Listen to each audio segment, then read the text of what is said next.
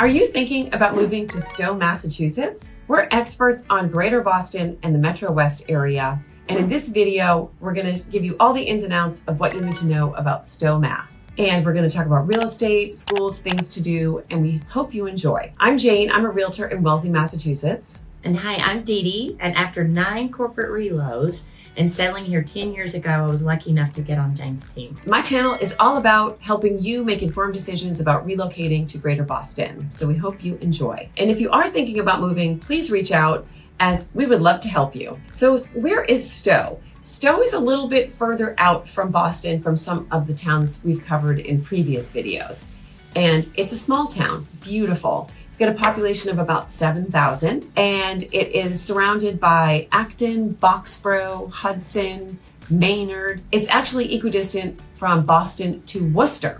So if you're moving here and you're interested in great schools and you're going to be commuting to maybe 495, Tech Region, maybe you're going from like Waltham or to Worcester where there's a lot of tech and medical, great hospitals, Stow could be a great town for you. Mm-hmm. We grew up going apple picking there as when we were kids from Lexington. There is a commuter rail, and I actually sold a house to a couple years ago that she was able to take the commuter rail, get out in Waltham and cross the street and be at her office building. So isn't that nice? So it was a kind of a civilized commute. And you know what I love about Stow too, Jane, is that to me, there's parts of it that feel like Western Massachusetts. Like you feel like you're in the Berkshires. There's a lot of hills and things like that out there, but yet you're really not that far from things. So exactly. I really think it's a very, you call it, pretty place. Yes. So the other great thing about Stow is that they have outstanding schools, as do most of the towns that we will talk about. But the overall niche grade is an A, which is great. There's just a lot of focus on education in all of these towns, but an A is also very, very good. It wasn't rated as part of the Boston Magazine ratings just because of the location that it's in.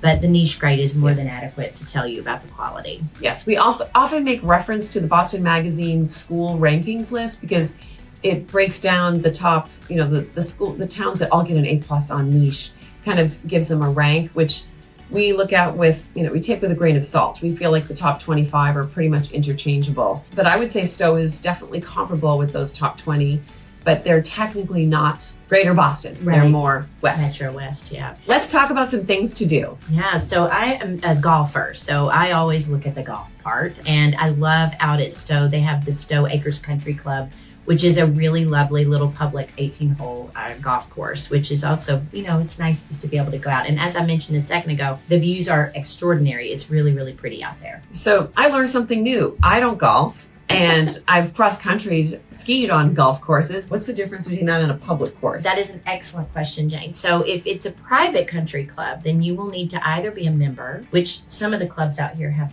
multiple years of wait list, or you will need to accompany a member as a guest. Or both. And pay $50,000 to get in. There you go, exactly. And the monthly fees and the food and all the things you buy, which we have some beautiful private country clubs here. And I'm not a member of one, but I've been fortunate enough to go with other people. A public 18-hole country club is one that you are able to access some amenities of the country club. Depends on the town. In this case, you're able to book a tee time and play golf. You're probably able to access the clubhouse, things like that. But there may be some sort of member-only benefits too. But typically, if it's public, then it's a country club that most anybody can go into at any time. Another great place is the Assabet River Wildlife Refuge.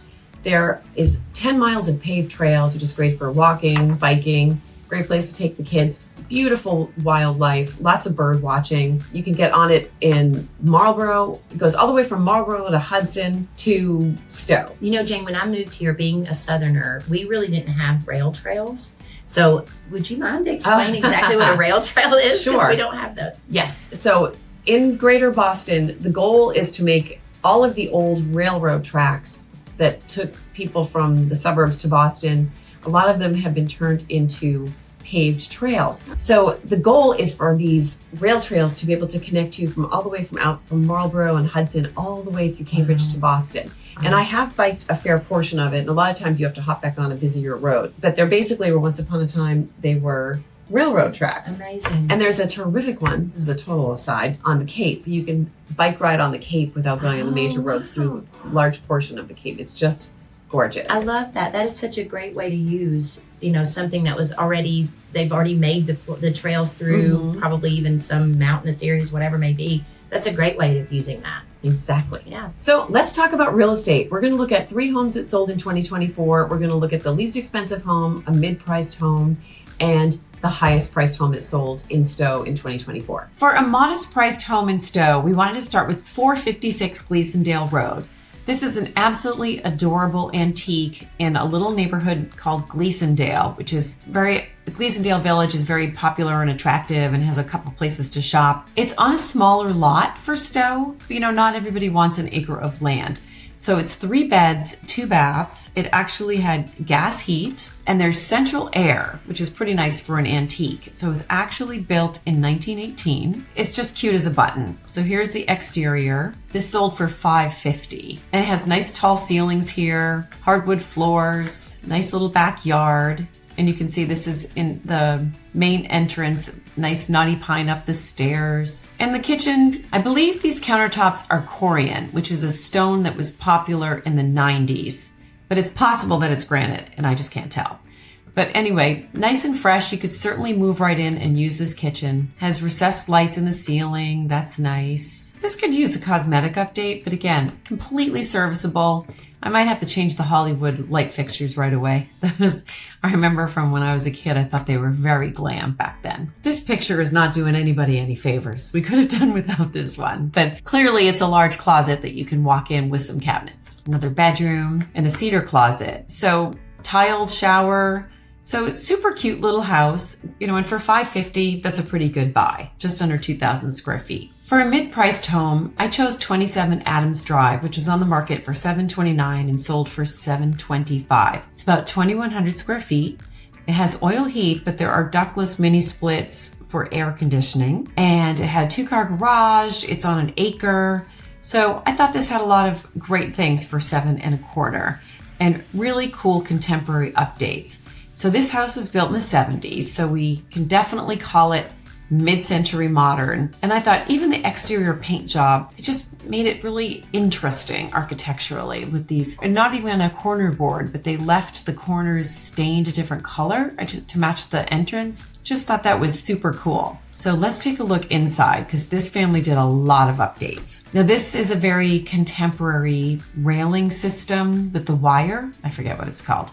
But super cool light fixture. So right from the entrance, you're like, oh, this house is cool. And there are a lot of mid-century modern style homes in Stow. So if that is your jam, this could be a great town for you. So I love the slanted ceiling with up to a cathedral with the recessed lights, and you can see the pretty covered deck over there. So you come up to the main living area. Again, I love the tile treatment of this wall, and then they have this place to keep your wood, plus kind of a raised fireplace, which was typical of that time. Here's the other side. And then you go over into the kitchen, which it's kind of cool. I like this contrasting island. When the granite or stone comes all the way down, they call this a waterfall style, and it's a very nice contemporary look. And kind of an oaky cabinet, which are, really were from the 80s, but they're super cool, and I think they work here. And I love the white appliances, also something we're seeing more of. You can get another angle of the dining area, and the reverse of that wall in the living room has a wall oven plus another place either to make your pizzas or store your wood. So kind of open and cool and fun. Bathroom was also updated with this nice tiled shower with a frameless glass door. And I love this cool floor too.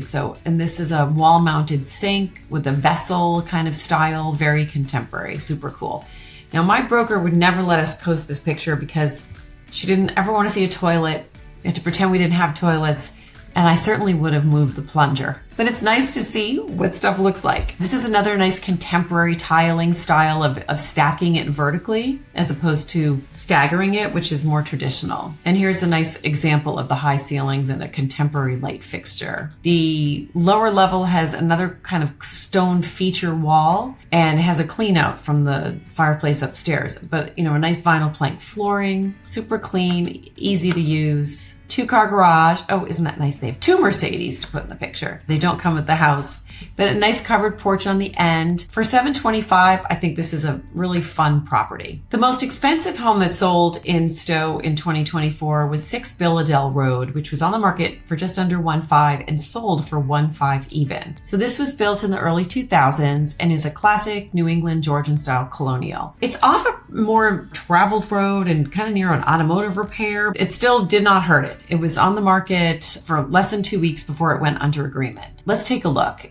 And it was built in 2007, I believe. Yes. It's on 2 acres of land. It had 5 bedrooms, 3 full and 2 half baths with it has a pool. It's got a lot. So for $1.5 million in Stow, your dollar goes pretty far. I love this classic yellow. I love the circular driveway too. So here we are in the formal living room with the coffered ceiling and the raised wood-burning fireplace. Love that. And open to the kitchen. So nice floor plan. You know, when you get these early 2000s homes, they're how we still typically would design a house today, with a nice big open kitchen family dining room for casual living. Stainless appliances. I like the contrasting island, which has the same granite but a different color cabinetry. Very pretty. Eat-in kitchen plus a countertop. I love this cool wallpaper. And so they kind of made the dining room a little more casual with the more farmer's table style furniture and kind of cool funky wallpaper. Here's an office, again with this featured wall. Very cool. Love the colors. And they do like wallpaper.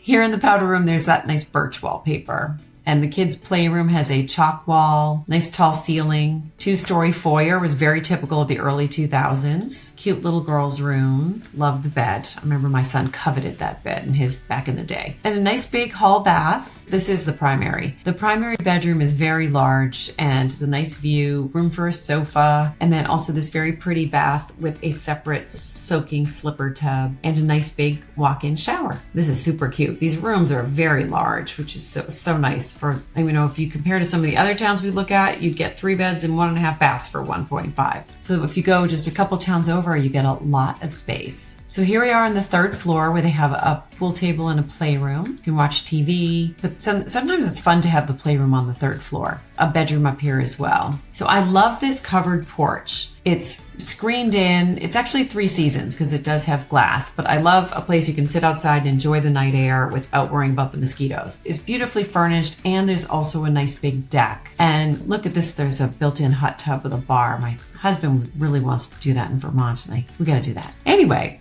up here in the beautifully landscaped yard, there's a waterfall and another place to sit. So outdoor space is super important, even though our summers are not as long as some places in our country. In the back of the house is a 3-car garage, and there's the pool. So let's see if we can get a better picture. So this is a really nice sited, nice pool, a little bit away from the house. In Massachusetts, it's state law that pools have to be enclosed by a fence, and they have a beautiful wrought iron fence here and a play area in between, which I like because it's shady. And here's a nice view of the pool and the pool house. So there's the outdoor kitchen. Okay, I love that this is separate and is so well covered. I mean, you could throw quite the party out here. There's a little refrigerator plus a built-in grill. So just amazing outdoor space. And this is like the little bunkhouse outside of the pool. So this is a nice aerial view of everything you get. In addition to the pool, there's also a pond here. For 6 Billadell, this was on for $1.5 million. When we looked at 2024, this was listed in April, went under agreement just less than 2 weeks later. So that was the height of the spring market. I think that was a pretty good buy. So if you're thinking about moving to Stow, Massachusetts, please reach out as we would love to help you. And remember to subscribe as we put out a new video each week. Thank you as always for watching, and we'll see you next time. Thank you.